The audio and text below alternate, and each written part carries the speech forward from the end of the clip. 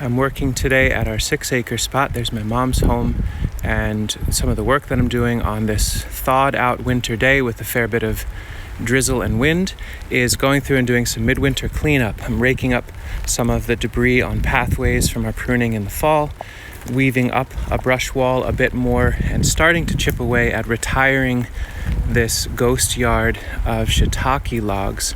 And I thought I would take people along for that process. This is on the south side of her home, and there are these two massive spruce that cast some pretty thorough shade. In a lot of ways, this wasn't the best place for shiitake logs because it's quite dry under spruce. And the winter sun was able to get in here, but the summer sun wasn't. But rain didn't come through here super easily.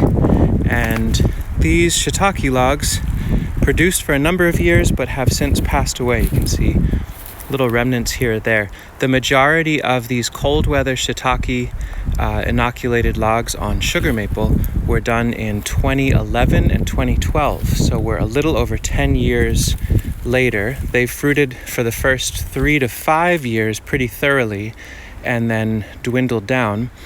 But they still have value, but just in a different way. And so that's what I'm working on today, is clearing out these old logs and weaving up a hybrid brush wall hugel mound along the boundary of the property.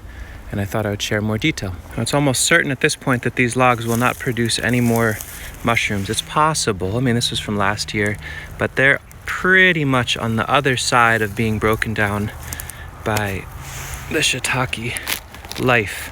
If your hands can take a sugar maple log and do that to it, you know that mushrooms have finished their primary consumption. This is basically on its way to soil. It's like cocoa coir almost. I wonder if it could be used that way. But this is extremely high value, nutrient rich, carbon rich material that can be the foundation for future garden beds. That's the road right out there, and it is a bit of a rough sketch, to be sure, but basically there are these white pines that run parallel to the road, and I've been taking the old pallets that the shiitake logs were on and weaving them in between the pines with a bunch of finer woody debris. Went through the pole saw and pruned up a lot of the dead branches on the pines to let a little bit more light through. And on the other side is a pounded stake metal post set with wires run through, so it keeps the deer out from that side. This should keep them out from this side. And at the bottom of all this are old shiitake logs enjoying the additional shade and moisture, so they can keep breaking down and maybe fruit one last time. Unlikely, but possible. This is good work for a day like this because I can do most of it under the shelter of the spruce and the white pine instead of getting rained on. It's kind of nice to find the niches of labor you can do based on the weather that's presenting. We've got rows of Nanking cherries out to the west of this line, but there's an opportunity in here to think about a vining layer that if we were to have shiitake logs that are breaking down into soil all along in there, we could think about Hablitzia or ground nut, maybe air potato, some sort of perennial vine that can weave through this otherwise not so great looking debris, skeletal work, and flesh it out with some beautiful vegetation. So if we get the logs that are decomposing there, it puts all that fertility and water, nutrient retention right where the root zones of those plants will be. Along the southern boundary, these older logs, they could just be left there and break down in place, but it might be a little bit nicer aesthetically if they were laid in more ground contact so they could break down a little bit faster. But rather than migrating them all the way over to the wall, they're a short commute to be flanked around some of the Nanking cherry, the nut trees. There's a walnut there, another Nanking. There's Cahusa dogwood. There's serviceberry. There's black locust. There's a whole line of woody shrub and tree layer just to the south of all this. So we can use these to really fertilize and bulk up their soil context. They're coming out from the darkness and out into the light, but in direct ground contact, so they can really start breaking down. And we can rake some of the thick duff that's in the middle of this area up and over this to cap them so they're plantable. We'll keep on with that. But what's interesting is to look at what happens with these log stacks completely left alone. So this has been abandoned for about 6 years here. And this is just the decomposition of the logs from above pine needles from the spruce, whatever else was falling down, leaves and the like. This is borderline soil already, and that's about a foot off the ground between pallet and a bunch of logs. It just was caught there, and it's cool and shaded and moist enough in here that it's already becoming forest floor. So there's no soil that was added onto this. It's just what it's moving towards in the process. So kind of beautiful. We get, huge amount of amazing, medicinal, delicious mushrooms. We would have gotten way more had we watered these or done proper care and management. We still got a lot for the little that we did, and now they're on their way to soil that is going to support tree life so immensely well. That pile there has been moved to be wrapped around all this young woody perennial planting. Still more to do there, some more infill, and then to rake some debris on top to smooth it and unify it. But something I noticed while I was picking through this pile was that as we got further down, it got really dry. Oddly, interestingly dry. Which tells me, I think part of the reason that this log yard fell apart and stopped being productive in the last year or two is because of how dry it got. Last year was very dry, 2020 was really dry, and I think what happens is to the west of this spruce, that is where most rainfall would come in to this landscape, being driven by some breeze, and that canopy probably really helps capture most of the rain and wick it, drop it down and send it to that area. And under here tends to be a lot drier. So even though we get so much shade from these trees, it really wasn't the best place to store mushroom logs, it turns out.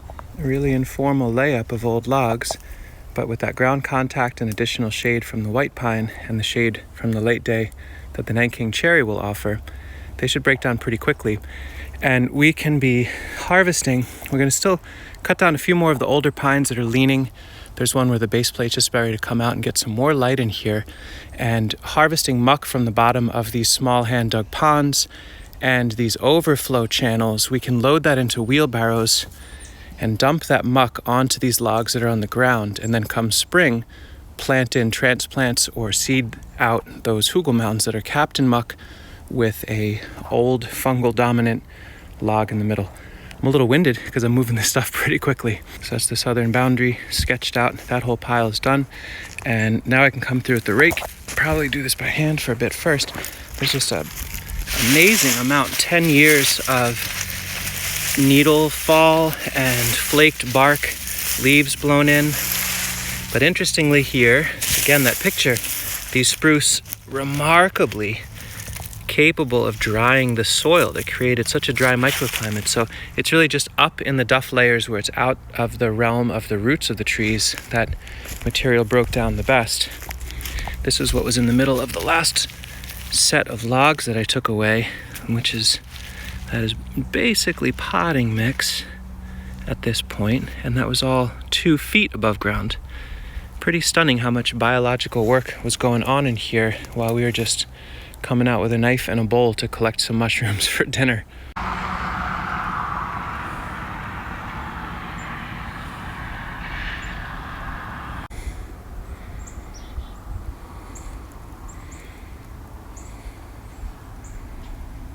Starting to shape up into something really lovely. This is the southeast side, that's the south in the middle, southwest side, and now it's getting this really deep flank of rich deposition in and amongst trees.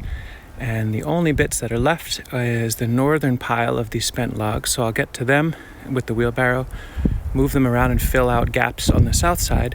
Pretty much done for now. The north side is completely rearranged and materials raked to make a really nice clear boundary. It should be easy to mow on that side now.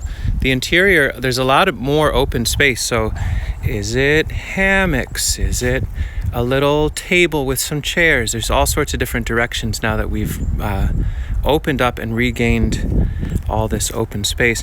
The raking, I want it to be really clear. What I don't try to do is scour super hard and get deep down into soil. I want to leave a good duff layer for these trees and for the fungal networks in there. So you can see there's chunks hither and thither. But the hugel mounds are sketched. They'll need soil, but we'll get that later when we renovate some ponds nearby. The boundary layup there is thick as anything. Really substantial windbreak and mycofiltration scene, little habitat for creatures, and a planting space in the spring when we add material on top. And the south side is rough sketched hugel all throughout the trees and more open space. So it'll be fun to figure out some design directions. I'm open to hearing in the comments, are there some species you'd recommend for this context? It is sunny-ish in the winter, pretty shaded in the summer, really dry, and where there is fertility, it's quite fertile. So pretty variable scene, zone 5B. What do you think? Give me some options. We'll explore some. And that is that. You can see here's the hugel mounds without cover material on them. We'll get to that another day. I'm done for now. Our orange friend is adding a little fertility to the edge of these garden beds already. Thank you, little orange man.